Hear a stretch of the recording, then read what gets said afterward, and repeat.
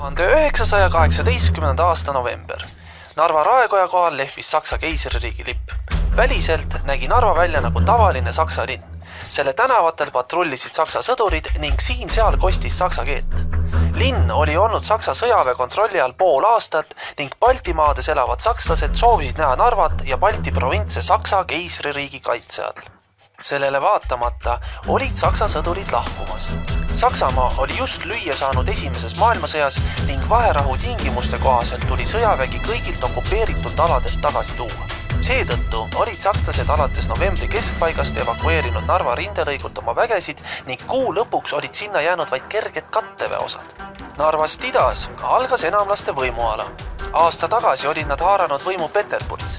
Vahepealse ajaga olid enamlased laiendanud oma võimu Venemaa üle ja loonud oma relvajõud, Punaarmee. Paljudele rahvakihtidele oli enamlaste võim vastuvõetamatu ning nad asusid punaste vastu võitlema. 18. aasta novembris käis Põhja- ja Lõuna-Venemaal ning Siberis kodusõda punaste ja valgete vahel. Samal ajal koondas Punaarmee vabuvägesid läände, et hõivata sakslaste poolt maha jäetavaid maid. Narvast idas asuvas Jamburgi linnas paiknes Punaarmee 6. diviis. Selle ülesandeks oli Eesti vallutamine. Saksa okupatsiooni eel põgenesid paljud Eesti töölised ja enamlaste pooldajad Venemaale.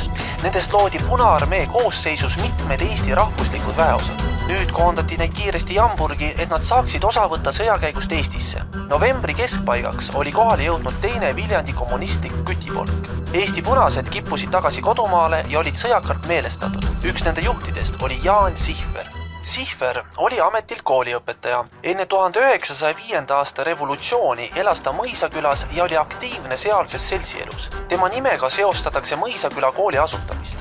Ta oli vasakpoolse maailmavaatega ning võttis aktiivselt osa 1905. aasta revolutsioonist. Selle eest mõisteti ta tsaarivõimude poolt 15 aastaks sunnitööle. Pärast veebruari revolutsiooni võttis ta sisse tähtsa positsiooni enamlaste ridades. 1918. aastal asus Sihver moodustama Venemaal Eesti punaseid väeosasid ning teda peeti Eesti punaküttide isaks. Eesti punaseid oli arvuliselt vähe ning nende toetuseks oli kohale toodud Vene talupoegadest koosnev 46., 47. ja 54. kütipolk. Novembri teises pooles oli punaste käsutuses umbes 4000 meest. Punaarmee väejuhatus ei soovinud ära oodata sakslaste lahkumist ning andis käsu Narva lähiajal vallutada. Narva kindlustused olid väga tugevad, kuid enamlased panustasid sakslaste madalale moraalile ja nad uskusid, et sakslased ei hakka punastele vastu. Sellel seisukohal oli mitmeid põhjuseid. 9. novembril algas Saksamaal vasakpoolne revolutsioon ning saksa sõdurid olid selle poolt mõjutatud. Narvas pooldasid paljud töölised punaseid ja see muutis sakslaste positsiooni ebakindlaks. Lisaks sellele olid sakslased lahkumas kodumaale ning ei olnud tõenäoliselt valmis oma eluga riskima. Rünnakud Narvale teostasid 46., 47. kütipolk ja teise Viljandi kommunistliku kütipolgu esimene pataljon. Kokku üle 2000 mehe. 22. novembril kell 6:30 hommikul avas punaste patarei Saksa kindlustustele tule. Suurtükid olid halvasti sihitud ning mürsud langesid kas sakslaste kindlustuste ette või nende taha. Kella 7 ja 8 vahel ilmusid Jaanilinna ette punaste ahelikud. Jaanilinna kaitsvad sakslaste kaevikud olid ehitatud läänerinde eeskujul ning olid jalaväe otserünnakuga pea vallutamatud. Positsioone kattis okastraadis tõke, kuhu oli sisse lastud elektrivool. Kaevikutes oli varjul mitusada sakslast koos 18 kuulipilduja ja 10 miinipilduja. Punaste kahurid ei suutnud hävitada traattõket ja seetõttu ei olnud enamlaste jalavägi sakslastel ohtlik. Nad lasid külmavereliselt punastel tulla traattõkke ette ning avasid siis nende pihta turmtule. Punaste rünnakuhind vaibus kiiresti. Seejärel asusid sakslased ise vastu rünnakule ja punased põgenesid. Kokkupõrge kestis 3 tundi. Punased kaotasid surnute ja haavatutena 200 meest ning 25 langes vangi. Suurimad kaotused langesid Vene väeosadele. Need koosnesid Punaarmeesse sunniviisiliselt mobiliseeritud talupoegadest, kes olid sõjast väsinud. Nad ei näinud sel sõjal mõtet ega tahtnud sellest kannatada. Lisaks sellele oli väejuhatus lubanud, et polgud sisenevad Narva vastupanuta, kuid rünnak kujunes veresaunaks. Külmad ilmad, halb toit ning nüüd lisaks veel suured kaotused viisid moraali alla ning 46. ja 47. kütipolk hakkas tõrkuma. Komissarid pidasid kõnesid ja üritasid lubaduste ja ähvardustega väeosasid kuuletuma sundida. See oli aga asjatu. 25. novembri öösel puhkes väeosades mäss. Komissarid poodi üles ning väed asusid liikuma Jamburgi poole, et karistada väejuhatust kaotuste eest. Staabis puhkes paanika. Kindel ei saanud olla ka Jamburgis paikneva Viljandi kütipolgu peal. Otsustavaks sai see, et kütipolgu esimene pataljon võttis Jamburgi silla juures sisse kaitsepositsioonid. Peagi järgis selle eeskujuga ülejäänud polk. Varsti ilmusid nähtavale ka mässajad. Nad ei valmistunud rünnakuks, vaid tulid lauldes tihedates kolonnides. Sellega tahtsid nad näidata oma rahumeelsust lihtsõdurite suhtes ning kutsusid Jamburgis olevaid väeosasid ühinema vastuhakuga diviisi juhatuse vastu. Nad ei teadnud, et väejuhatus oli juba saanud sealsed mehed oma kontrolli alla. Mässajad lasti tulla sillale lähedale ning nende pihta avati tugev tuli kuulipildujatest ja suurtükkidest. Esimesena langesid kolonni eesotsas sammuvad mässujuhid. Vapustatud ja juhtideta jäänud sõdurite mass asus põgenema. Mäss oli läbi kukkunud. Nüüd, kus mässuga oli saadud ühele poole, võis 6-5 teostada uue plaani. Seekord otsustas Punaarmee vallutada Narva selja tagant. Jamburgis paiknevad punaste jõud pidid tegema Jaanilinna kindlustuste suunas pette rünnaku ning koondama endale kogu kaitsjate tähelepanu. Enne seda pidid parimad üksused salaja ületama Narva jõe ning ründama linna selja tagant. Samal ajal pidid teised üksused toetama rünnakut ületades jõe Narvast põhjas. Tõenäoliselt arvestati ka enamlasi pooldavate Kreenholmi tööliste ülestõusuga. Kogu operatsiooni pidi toetama meredessant Narva jõe suudmesse. Rünnak määrati 27. novembrile.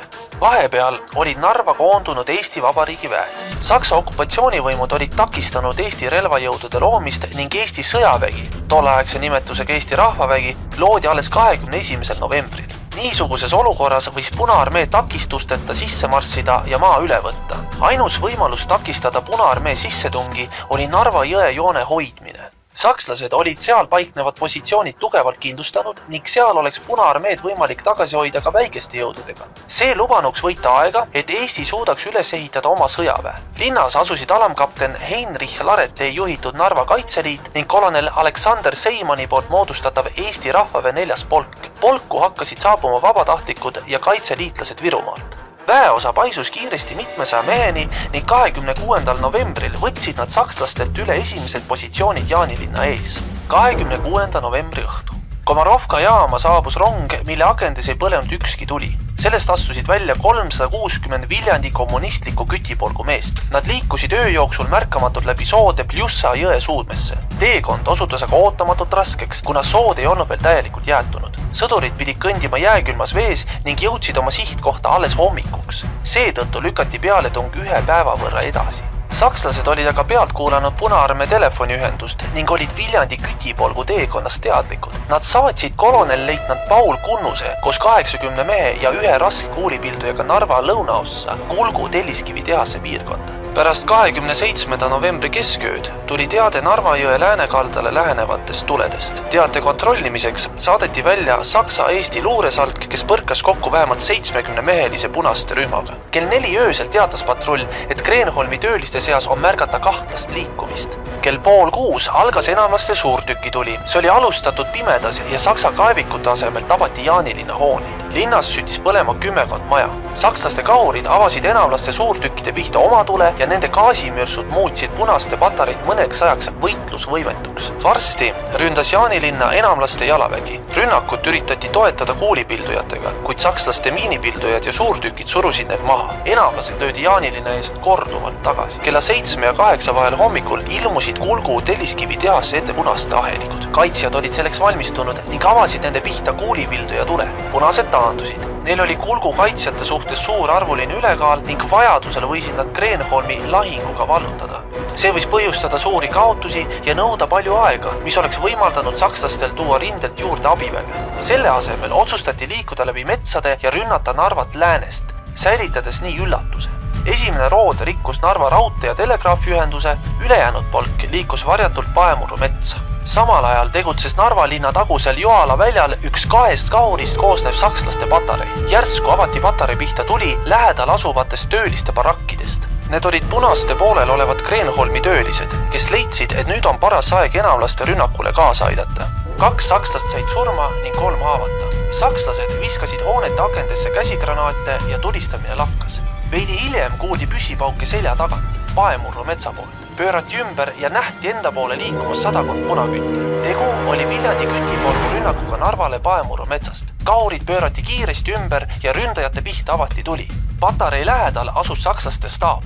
Seal olevad kirjutajad ja keskjalad võtsid punased samuti tule alla. Nende toetuseks saabusid 6 meest kuulipildujaga kolonel-leitnant Kunnase salgast. See aeglustas punakütid edasitungi, kuid ei peatanud seda. Punaste plaan nägi ette seda, et suur osa sakslaste vägesid on Jaanilinna ees kaevikutes. Kaevikutes olevad kuuli- ja miinipildujad andsid aga tugeva tulejõu ja eesliini hoidmiseks ei olnud palju mehi vaja.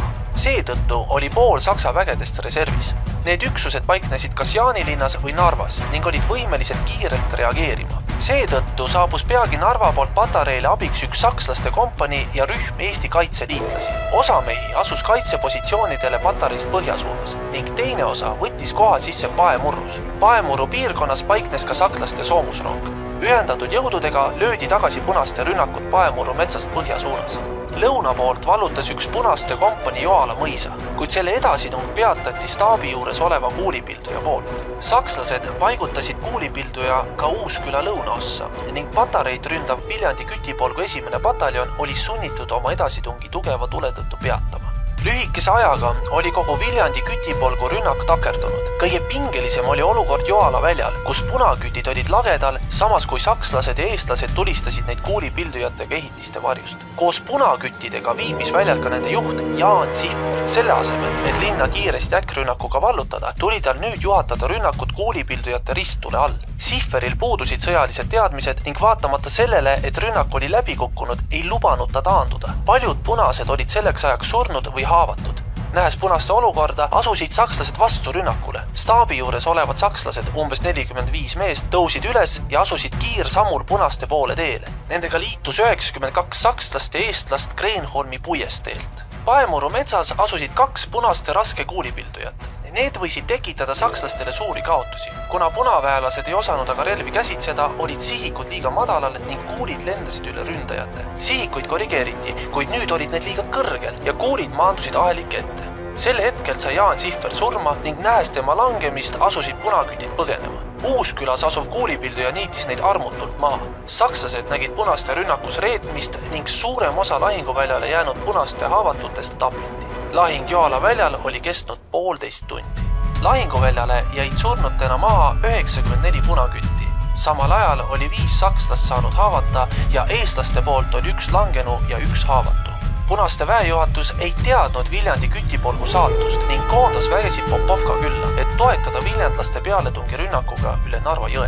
Sakslased ja Eesti kaitseliitlased võtsid jõe vastaskaldalt sisse kaitsepositsioonid ja tellisid tuletoetust Narva taga paiknevalt Saksa patareilt. Niipea kui 2 paaditäit punaseid hakkasid üle jõe sõudma, lõhkesid Popovka kohalt sakslaste mürsud. Tabava suurtükitule tõttu jooksid Popovkas olevad punased laiali ning jõe ületamine oli läbi kukkunud. Samal ajal lähenesid Narva jõesuule 2 kaubalaeva. Neid saatsid soomusristleja ja 2 miiniristlejat. Kõigil laevadel olid mastis Inglise lipud. Inglaste laevu ei tohtinud tulistada ning kuigi olukord oli kahtlane, ei avanud Narva jõesuu Saksa garnison tuld. Kell 12:30 maabusid Narva jõesuu sadamas kaubalaevad. Nendest väljusid 500 Eesti ja Soome punast madrust. Ootamatult tabatud 100 sakslast andis end vangi. Punased madrused liikusid Narva poole ja võtsid enda kontrolli alla Riigiküla. Dessant ähvardas Narva kaitsjate tagalat. Läbi Peetri risti läks ainus tee, mis ühendas Narvat ülejäänud Eestiga. Kui punased selle hõivaksid, jääksid Narva kaitsjad ära lõigatuks. Et seda olukorda vältida, andis Saksa väejuhatus käsu Narva samal päeval maha jätta. Sakslased lasid õhku Narva jõe sillad ning kell 6 algas sakslaste taandumine. Koos nendega taandusid ka Eesti Vabariigi väed. Järgmisel päeval, 29. novembril, sisenesid Narvasse punased ning kuulutati välja Eesti töörahva kommuun. Tee sissetungiks Põhja-Eestisse oli vaba.